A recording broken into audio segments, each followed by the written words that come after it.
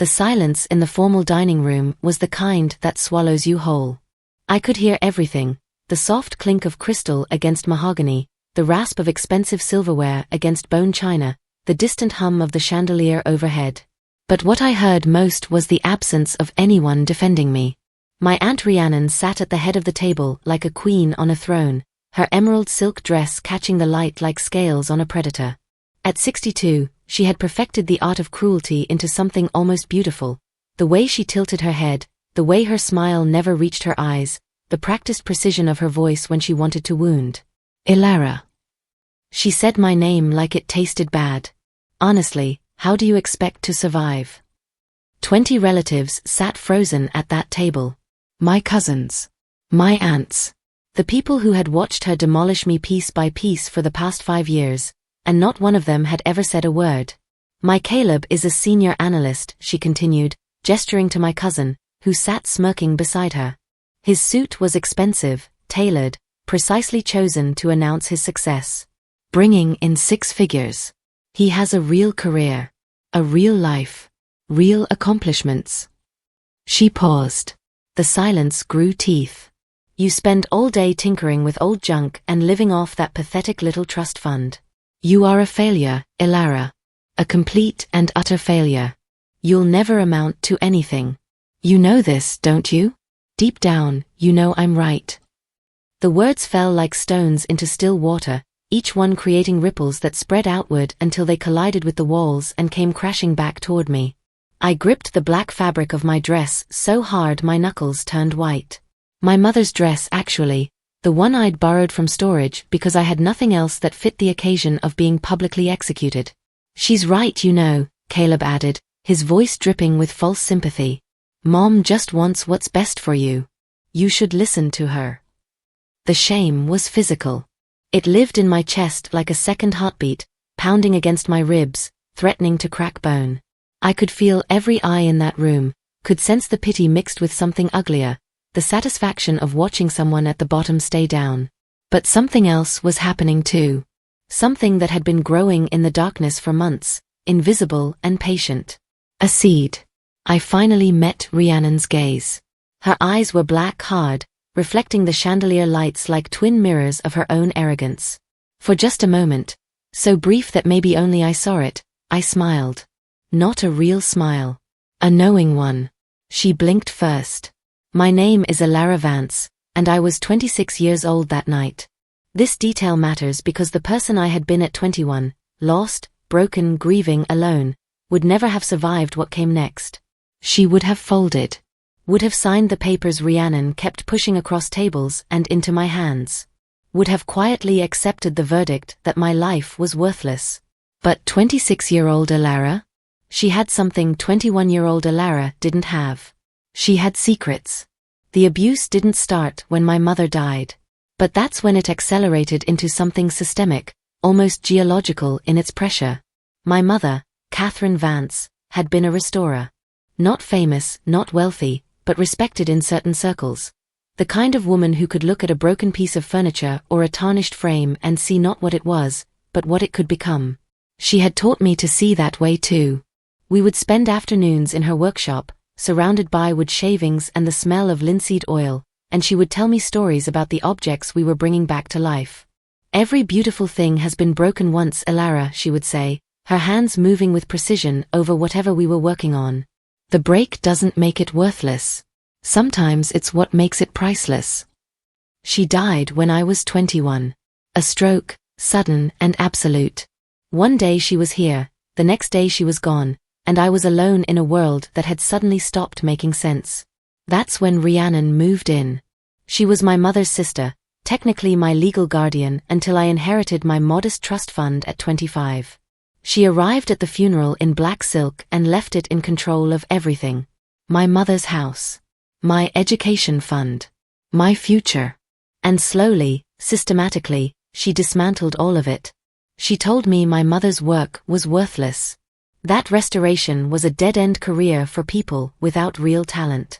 She moved me into her house, a sprawling mansion that felt cold despite its 12 rooms, and gave me a job as her assistant, which meant I cleaned, organized, managed her social calendar, and absorbed a constant stream of criticism about my appearance, my choices, my very existence.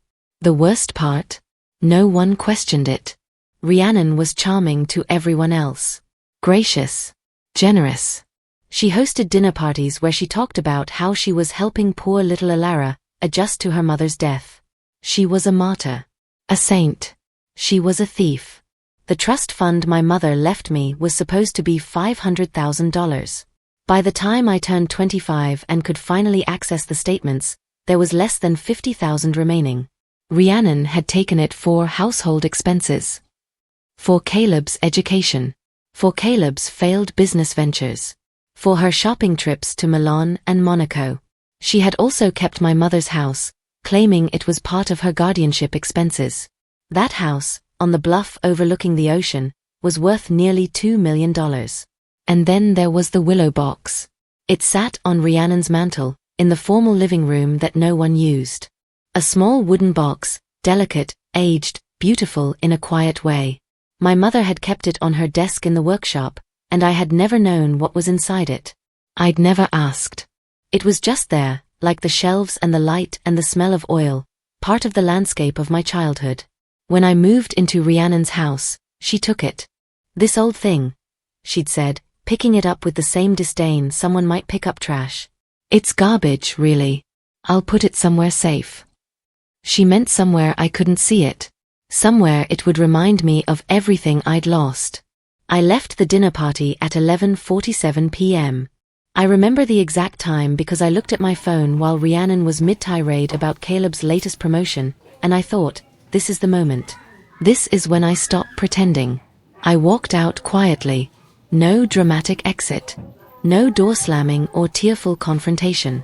I simply stood up, set my napkin on the table, and walked toward the foyer. "Elara." Rhiannon's voice cracked like a whip. "Elara, where are you going?" I didn't answer. I got my coat. I left. Caleb called me 3 times in the car.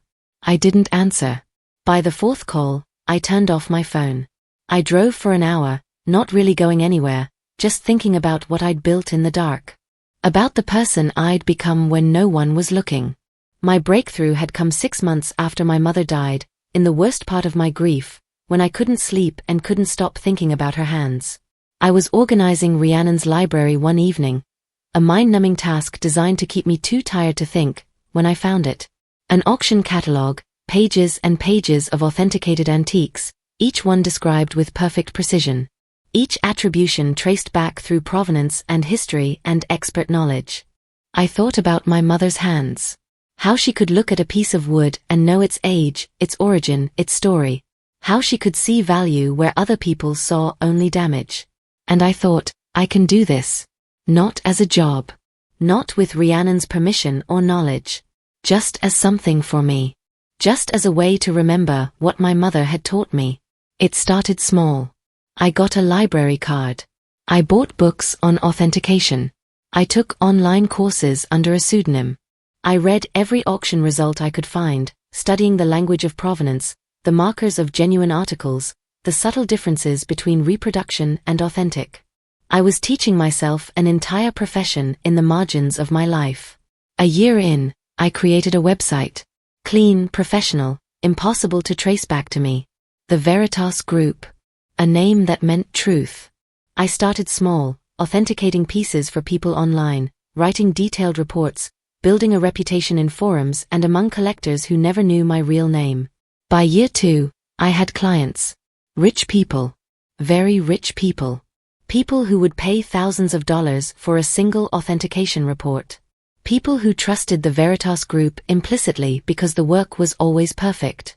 By year 3, I had more work than I could handle alone. I hired people. I opened a small office in a nondescript building across town. I became, quietly and completely, someone with real value in the world. No one knew. Not Rhiannon. Not Caleb. Not my family. And in the last 6 months, something had shifted. A client had recommended me to another client. That client had recommended me to someone bigger. Someone important. By the time of that dinner party, the Veritas Group was authenticating pieces for major museums and hedge funds. My profit margins were climbing. I was building something real. But I was still living in Rhiannon's house. Still pretending to be a failure. Still absorbing her cruelty like it was gravity, inevitable and inescapable. The car pulled up to a small building downtown. The Veritas Group's headquarters. One floor, maybe 2,000 square feet, carefully chosen for anonymity. I had a key. I had codes. I had a safe that held documents and proof and the beginning of my freedom. But as I sat in the parking lot at midnight, hands shaking on the steering wheel, I realized something.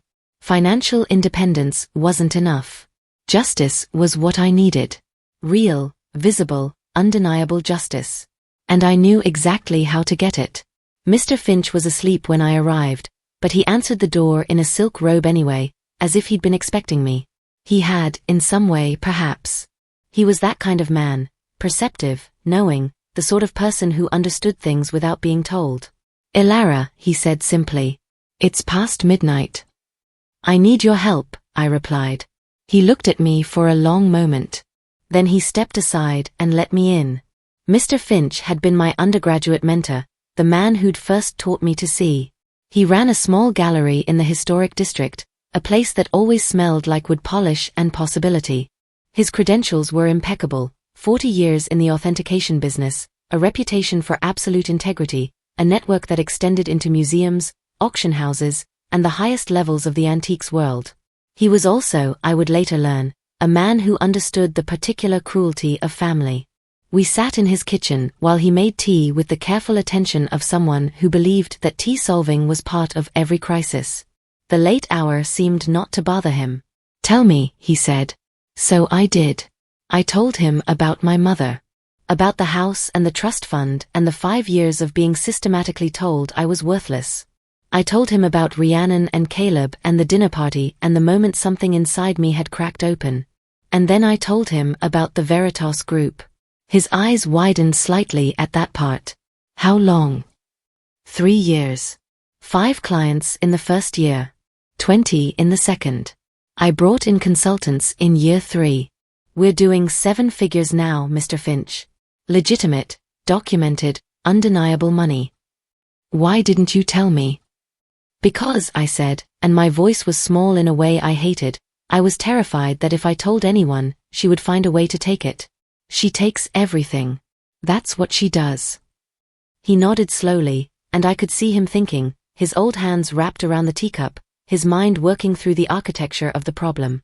"There's something else," I continued. "There's a box. My mother's box. Rhiannon took it. I think," I paused, and here's where my voice got uncertain, "I think it might be important." "Tell me about it." I described the willow box. The dark wood with its faded, inlaid patterns. The way it had sat on my mother's desk like it belonged there. The absolute certainty I had that it meant something, even though I'd never known what. Mr. Finch was quiet for a long time.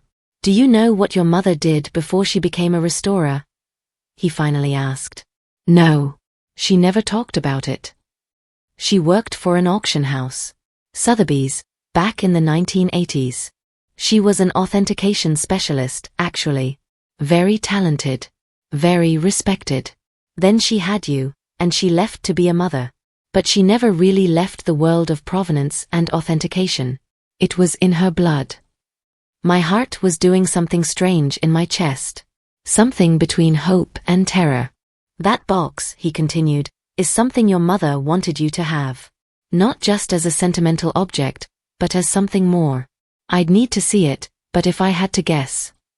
He stopped himself. Took a sip of tea. "I'd need to see it," he repeated. "But first, we need to get you legally separated from your aunt. The trust fund, the house, all of it. That can be done, but it requires strategy." "And the box?" "The box," he said, and now there was something in his voice like a smile, like the beginning of something dangerous and beautiful, might be the key to everything. Getting back into Rhiannon's house was surprisingly easy. I still had my room there, a small, cold space at the end of the hallway that always smelled faintly of disinfectant and disappointment. She kept my belongings in a drawer, not a closet, never a closet, too generous, and I had never surrendered my house key. What she didn't know was that I'd made a copy months ago. I waited until she went to her weekly shopping expedition, Thursday mornings, always the same route, always predictable. At 10:13 a.m., I pulled into the driveway of the mansion I'd lived in for 5 years and let myself in like I was breaking into my own life. The house was quiet in a way that made me think of tombs. I went directly to the mantel in the formal living room. I didn't let myself look around, didn't let myself feel anything about the space Rhiannon had built around herself like armor. I simply looked at the willow box. It was exactly as I remembered. Small, probably 6 inches long and 4 inches wide. The wood was deep walnut or something similar, aged to nearly black in some places. The inlaid pattern was delicate, flowers, maybe, or vines, something organic and intricate that required skill to create. I picked it up carefully, the way someone handles something sacred. It was lighter than I expected. I didn't open it. I didn't need to. I simply held it for a moment, feeling the weight of my mother's hands in my hands, and then I turned and left. I was out of the house in less than 4 minutes. I didn't look back. The Veritas Group's main office occupied the entire second floor of a converted warehouse in the warehouse district. To anyone passing by, it looked like every other creative space in the city. Exposed brick, clean lines, nothing that announced the value of what happened inside. I had hired carefully. My team consisted of 6 people, all of them experts in their fields, all of them bound by NDAs and the understanding that discretion was more valuable than gossip. My director of authentication, Dr. Sarah Chun, was a former museum curator with credentials that went back to Harvard. My lead historian, Marcus Webb, had published 3 books on provenance research. They had no idea who I really was. They knew me as E. Vance, the founder they sometimes saw in the office, always professional, always distant. I set the willow box on the examination table in the climate-controlled room we used for delicate pieces. Dr. Chun looked at it with the casual interest of someone who saw beautiful objects daily. "Interesting," she murmured.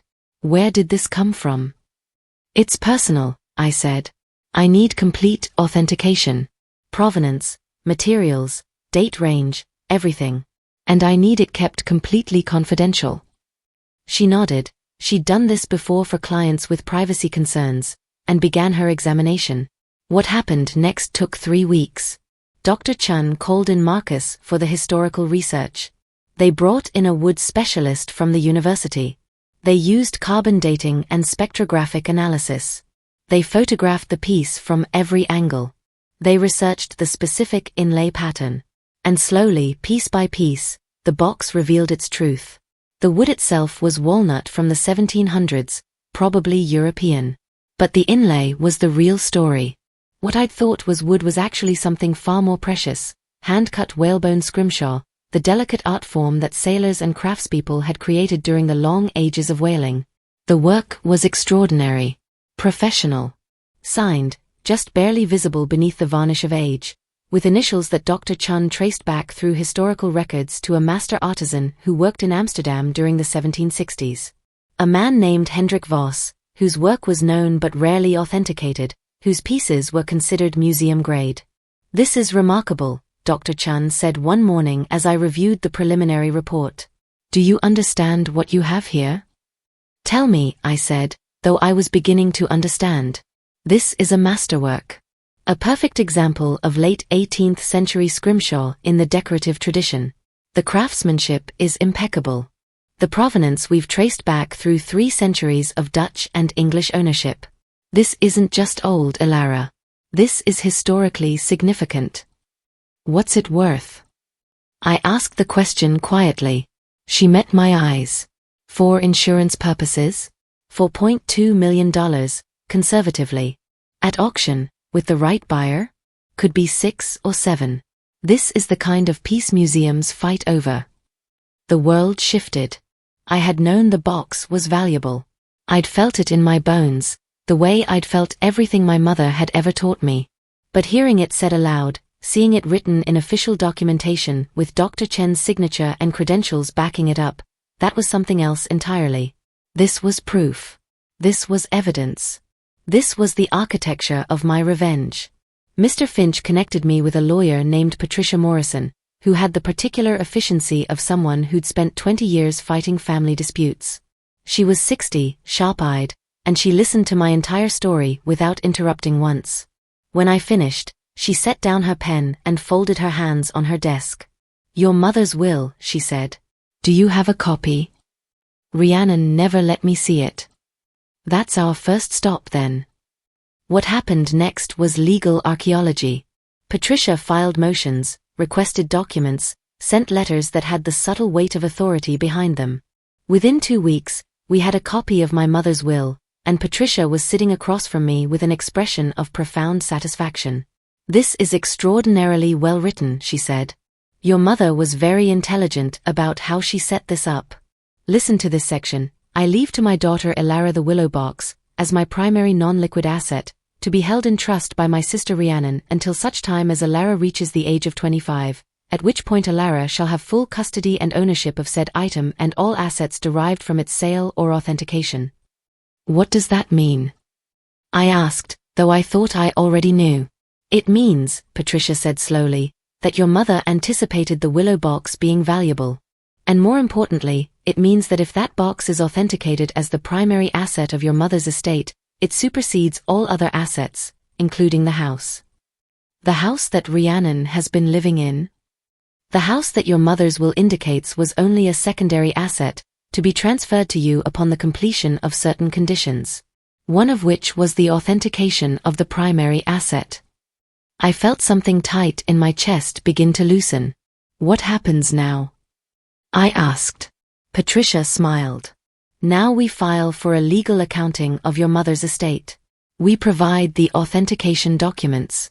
We let the law do what it was designed to do."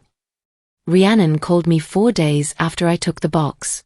"Elara, darling." Her voice had that particular sweetness that made my skin crawl. "I've been thinking about our little disagreement at dinner." I said nothing. I was in my apartment, a small, clean space I'd rented months ago, far from Rhiannon's house. The willow box sat on my desk, beside my computer. "I was too harsh," she continued, and I could hear the calculation beneath every word. "You know how I get when I'm concerned about your future. I only want what's best for you." "Aha," I said. "I have a business opportunity I'd like to discuss with you. Actually, it involves Caleb's firm. There's an investor meeting next week, very high profile, very important. I'd like you to attend." The trap was invisible, but I could feel it. "Why would I do that?" I asked. "Because," Rhiannon said, and now her voice hardened slightly, the true version of her bleeding through the sweetness, "I'm asking you to. Because you owe me for 5 years of housing and food and all the things I've done for you. Because if you don't show up looking presentable and professional, I'll make sure everyone in this family knows you're ungrateful and impossible." The usual. The usual. As if this was normal. As if this was acceptable. "I'll be there," I said. "Wonderful. Wear something nice. Nothing too flashy. We want you to look successful but not threatening. Understand?" I understood perfectly. After she hung up, I sat in the quiet of my apartment and made a list. Everything she'd taken. Everything she'd destroyed. Every moment she'd spent tearing me down so she could feel tall. And then I made another list, the people I needed to reach. The contacts I needed to activate. The chain of events I needed to set in motion. Patricia Morrison was first. The email came from an address I didn't recognize, but the content was specific. "Dear Ms. Vance, I am writing on behalf of Mr. Daniel Thorne, principal investor with Thorne Capital Partners. Mr. Thorne is familiar with the Veritas Group and the exceptional work your firm has conducted on several high-profile museum acquisitions. He would like to schedule a meeting at your earliest convenience to discuss a potential long-term partnership. Mr. Thorne has an opportunity this Thursday that he believes would be of mutual interest. He will be conducting a preliminary interview at the offices of Caleb Vance's current employer, 2 p.m. Please confirm your availability." I read it 3 times. The email was from Patricia Morrison, disguised as something official. She'd done the research, made the connections, created the circumstances. Mr. Thorne existed. He was a real investor, a real force in the high net worth world. And Patricia had quietly let him know that the Veritas Group's founder might be worth meeting. The rest was just showing up. The building was glass and steel, all sharp lines and money. I'd never been to Caleb's office before. Rhiannon had always kept me away from his professional world, as if my presence might somehow taint his carefully constructed image. I wore a charcoal suit, not my simple black dress, but something with better tailoring, something that announced I was comfortable with power. I wore my mother's watch, the one I'd kept hidden for 5 years. I wore my hair down instead of up, and I wore the smallest smile, the kind that contains entire universes of information. Rhiannon was already there when I arrived, of course. She was in the waiting area, checking her reflection in her phone camera, adjusting her hair, preparing to perform the role of successful matriarch with a successful son. When she saw me, her face did something complicated. "Ilara, you came. You asked me to." "Yes, well." She looked me over with a critical eye. "You look acceptable. Don't say anything stupid in front of Mr. Thorne. He's a very important man." Caleb appeared moments later, and I could smell his anxiety before I could see it. There was something desperate in the way he held himself, something about the tightness around his eyes. My brother, and yes, despite everything, he was my brother, was scared. The conference room was all floor-to-ceiling windows and a table that could seat 20. There were only 3 people waiting inside: Mr. Daniel Thorne, who was in his 60s with the careful appearance of someone accustomed to power, his assistant, a young woman with the sharpest eyes I'd ever seen, and a third person I didn't immediately recognize. Rhiannon led us in like she owned the building. "Mr. Thorne, this is my son Caleb, and this is my niece Ilara. She dabbles in antiques research. Nothing serious." Mr. Thorne shook our hands with the exact amount of attention that indicated he was already not particularly interested in Caleb's dabbling niece. We sat. Caleb began his presentation. Something about emerging market opportunities, index funds, investment strategies. It was competent, boring, and delivered with the particular panic of a man whose professional house was built on sand. Halfway through, Mr. Thorne's assistant leaned over and whispered something in his ear. He nodded. Then he turned to me directly, cutting off Caleb mid-sentence with the casual power of someone who'd spent his entire life interrupting people. "Ms. Vance," he said. "Ilara Vance. Are you by any chance affiliated with the Veritas Group?" The room went absolutely still. Rhiannon made a sound like a bird choking. "Yes," I said simply. "I'm the founder." For a moment, I watched my aunt's world reorganize itself.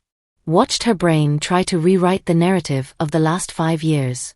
Watched the confidence drain from her face like water. "Your firm conducted the authentication for the Metropolitan Museum's Constantine Papers acquisition," Mr. Thorne continued. "That report was extraordinarily thorough. I've used your firm for 3 separate high-value pieces. The work is impeccable." "Thank you," I said. "I had no idea," Caleb said weakly. "Of course you didn't," I replied, and there was a gentleness in my voice that was somehow more devastating than anger. "No one did." Rhiannon's hand had gone white around the armrest of her chair. "The reason I asked to meet with you," Mr. Thorne continued, "was to discuss a potential relationship. Several of my clients are looking for discreet authentication services. Given your firm's reputation, I thought we might talk about a retainer arrangement." "I'd be interested in discussing that," I said. He smiled. It was the smile of someone who recognized another person who understood how power worked. "Excellent. My assistant will have my office set up a meeting for next week." The meeting continued for another 20 minutes, but something fundamental had shifted. The entire dynamic of the room had reorganized itself around the revelation that I wasn't a failure. That I wasn't a burden. That I was, in fact, someone of considerable significance. When we stood to leave, Rhiannon touched my arm. "We need to talk," she said quietly. "In private." "No," I replied. "We don't." And then I walked out, leaving her behind in that glass and steel room, watching the daughter she'd spent 5 years destroying walk away without a single glance backward. The legal documents arrived the next morning. Patricia had filed them with surgical precision, a request for a complete accounting of my mother's estate, a challenge to Rhiannon's guardianship, and a motion to freeze all remaining trust fund assets pending investigation. Rhiannon called me at 7 a.m., her voice raw with panic. "What have you done? What have you done?" "What my lawyer advised me to do," I said calmly.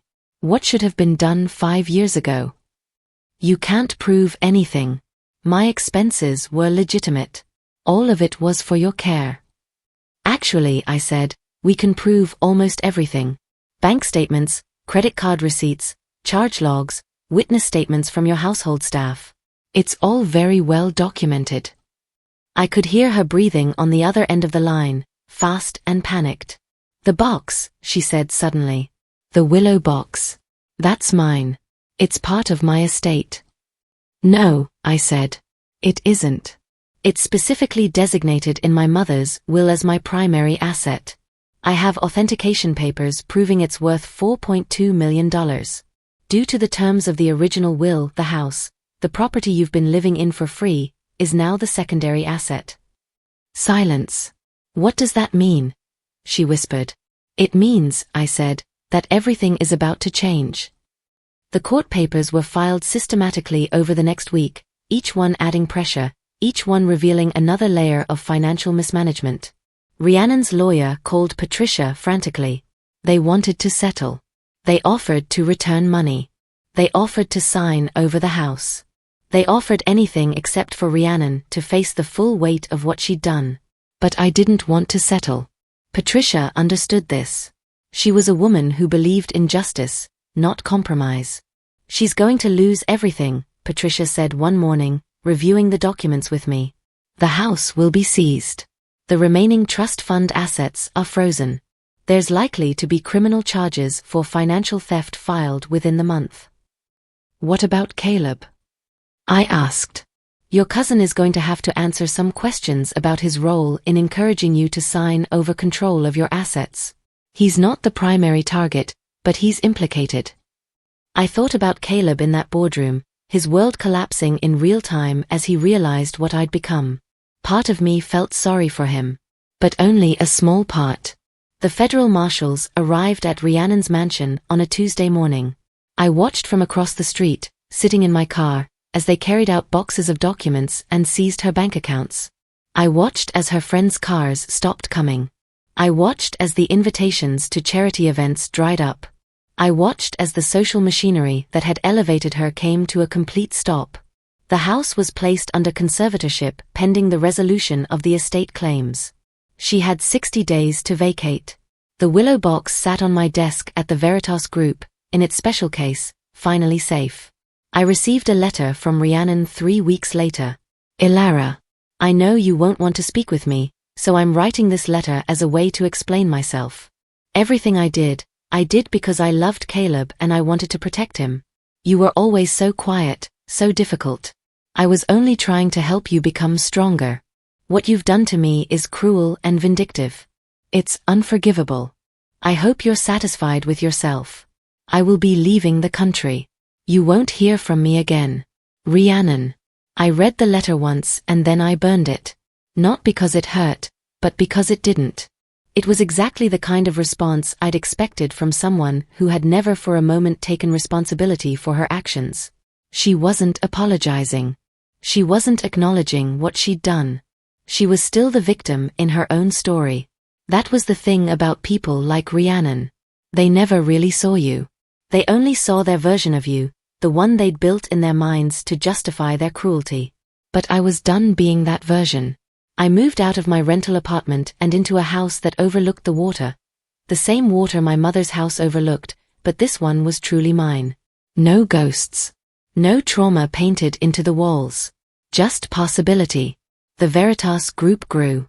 With Mr. Thorne's backing and resources, I hired more staff, opened a second office in New York, and began working on a book about authentication and provenance. Not as a guide exactly, but as a meditation on how we decide what has value. 6 months after Rhiannon left the country, the house she'd lived in for so many years was sold to cover the legal fees and the remaining judgments. It was bought by a young family who painted it cheerful colors and filled it with laughter. I thought my mother would have liked that. On the 1-year anniversary of the dinner party where everything changed, I took the willow box out of its case. It was still beautiful. Still old. Still containing the fingerprints of master craftsmen from centuries ago. But it meant something different now. It wasn't a symbol of everything I'd lost anymore. It was proof of everything I'd reclaimed. I thought about my mother's hands. About how she'd taught me to see. About how the most valuable things in life are often the ones everyone else calls broken. And I thought about revenge, real revenge, being nothing like what people imagine. It wasn't loud or violent or cruel. It was simply telling the truth. It was simply refusing to disappear. It was simply becoming so undeniably successful, so impossibly real, that the people who tried to destroy you were forced to see the error of their judgment. Rhiannon had called me a failure.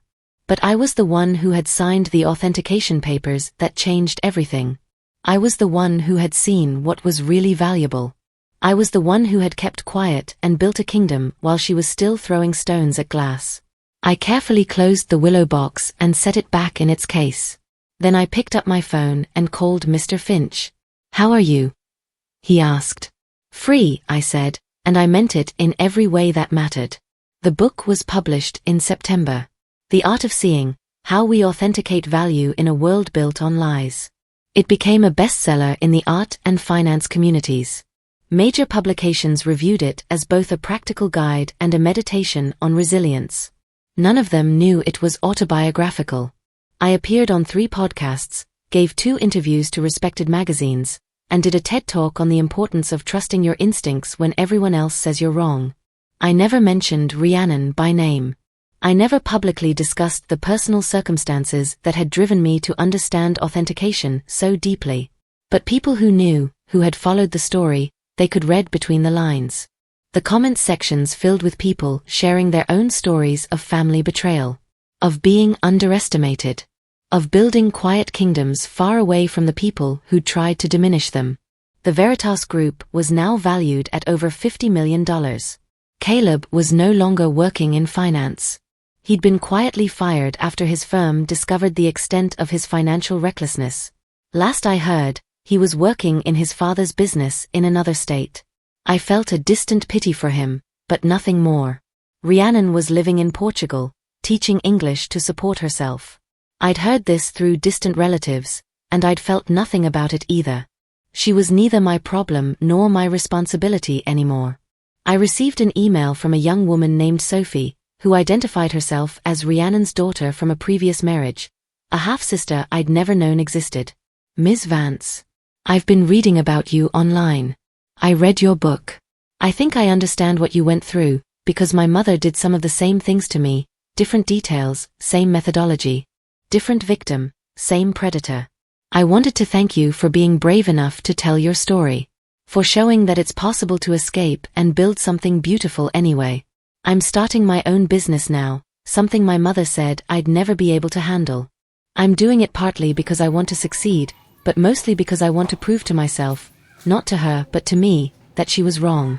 That's what matters, isn't it? Not proving anything to them. Proving things to ourselves. Thank you for showing me what that looks like. Sophie."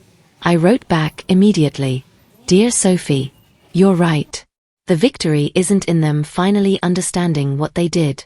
The victory is in you building something so real, so undeniably true, that their judgment becomes irrelevant. Keep building. Keep seeing. Keep being brave. Ilara."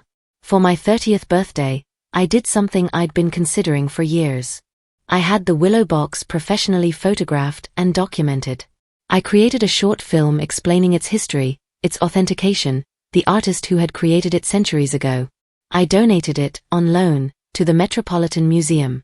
It hung in the American wing, in a climate-controlled display case, with a placard that read, "The Willow Box. 18th Century, Dutch. Hand-cut whalebone scrimshaw by Hendrik Vos. Donor, Ilara Vance, the Veritas Group." This piece represents the intersection of craftsmanship, provenance, and personal history. It is a reminder that true value often goes unrecognized until someone is brave enough to see it. I visited it once a month. Sometimes I brought Mr. Finch, and we would stand in front of it in silence, Two people who understood that the most important battles are the ones we fight invisibly for ourselves. On the 5th anniversary of the dinner party, I wrote a letter to Rhiannon. I didn't mail it. I burned it, like I'd burned her previous letter. But I needed to write it. I needed to say the things that existed only in my own heart. Dear Aunt Rhiannon, you told me I was a failure. You told me I would never amount to anything. You took what you could steal and tried to convince me that the rest was worthless. You spent 5 years systematically attempting to erase me. But here's what you didn't understand. I was never the person you thought I was. I was never dependent on your approval or your validation. I was never truly broken by your words, because I had someone who had loved me, really loved me, and taught me to see. My mother showed me that the most beautiful things are often broken. That value isn't determined by people like you. That some of us are meant to be quiet until the moment we choose not to be. You failed because you couldn't see me. And everything you lost, the house, the money, the social standing, you lost because you were too busy tearing me down to notice that I was building something real. I don't hate you. I don't even think about you most days. And I think that's what must hurt the most. Not that I won, but that I moved on and your absence didn't matter at all. Ilara. 5 years into my success, I started a scholarship fund for young people who were trying to escape abusive family situations. The Catherine Vance Memorial Scholarship sent 20 young people to college every year, no strings attached, no documentation of their circumstances required. Just the understanding that sometimes you need someone to believe in you when you can't believe in yourself.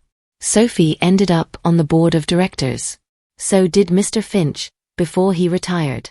People often asked me if I ever regretted it. If I ever felt bad about what happened to Rhiannon. The answer was always the same, no. Not because I'm cruel.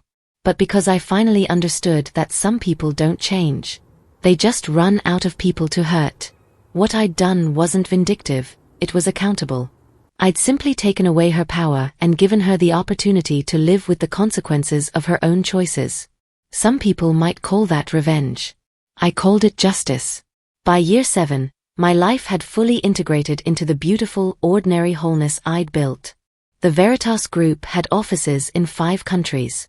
I employed over 200 people. We authenticated pieces worth over $2 billion annually.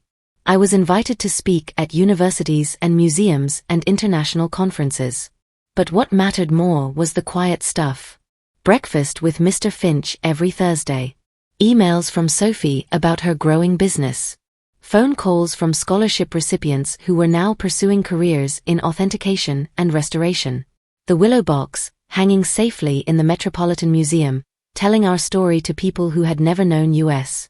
I'd built a life so completely real, so undeniably successful, that the 5 years I'd spent trying to survive Rhiannon's cruelty had become almost abstract.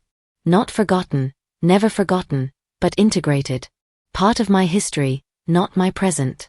I saw Rhiannon once more, though she didn't see me. It was in an airport in Lisbon. I was connecting through on my way to a museum consultation. She was sitting in a coffee shop, wearing clothes that were subtly worn, her face lined in ways I didn't remember. She looked older. Smaller. Less certain. There was a moment, just a moment, where I felt something like pity. But I didn't approach her. I didn't let her see me. I simply observed, the way I observed any piece I was authenticating, noting the details, understanding the provenance, recognizing what was authentic and what was performed. She was real now, I realized. All the artifice had been worn away by poverty and consequence. She was finally just a person. A small, lost person who destroyed her own life by trying to destroy someone else's. I walked past her without speaking. That night, in my hotel room, I realized that was the moment I'd finally forgiven her. Not because what she'd done was acceptable, but because forgiveness wasn't about her anymore. It was about me, and about not carrying her weight anymore. On the 10th anniversary of that dinner party, I gave a lecture at the university where I'd first studied under Mr. Finch. The auditorium was packed. Collectors, curators, students, press, and, though I didn't mention it, a few family members who had finally figured out that the quiet girl they'd dismissed had become someone they should have been paying attention to all along. I spoke about authentication. About seeing. About the difference between the value we're told something has and the value that actually exists if we're brave enough to look. I spoke about my mother. I spoke about the power of building quietly, of refusing to perform success for people who would only use it against you, of believing in something real even when the whole world is telling you you're wrong. I never once mentioned Rhiannon by name. But at the end of the lecture, during the Q&A, a young woman raised her hand. "How did you know," she asked, "when it was time to stop hiding?" I thought about that dinner party. About walking out of Rhiannon's house. About the moment I'd decided that my life was more valuable than her judgment. When I realized, I said, that I was only hiding from people who had never seen me anyway. The willow box still hangs in the Metropolitan Museum. If you visit New York, you can see it yourself, a small, beautiful, impossibly valuable object that most people walk right past. But if you look closely, if you really see it the way my mother taught me to see, you'll understand that it's not just about whalebone and wood and centuries-old craftsmanship. It's about a woman who was told she was worthless and built an empire anyway. It's about the kind of revenge that doesn't destroy, it transforms. It's about how the most powerful thing you can do to people who've tried to diminish you is simply to succeed so completely, so quietly, so undeniably that they become irrelevant. And most importantly, it's about understanding that the true value of anything, or anyone, isn't determined by the people who hurt you. It's determined by people brave enough to see. If you've made it this far, you understand, respect is non-negotiable. My worth wasn't defined by my aunt's seating chart or the fact she called me a failure. My story proves that silence was my weapon, allowing me to authenticate the willow box and use the law, not anger, to fight back against years of gaslighting. If this resonated with you, share it with someone who's been gaslit into invisibility. Tell them, your boundaries don't make you difficult. My aunt and cousin thought they were safe in their mansion, but my quiet brilliance made a forgotten piece of junk the most valuable thing in the entire estate. The revolution happens when you decide to write your own ending. My worth was never in question, it was only ever waiting to be remembered. Have you ever had to prove your worth to a family that underestimated you? Share your story below.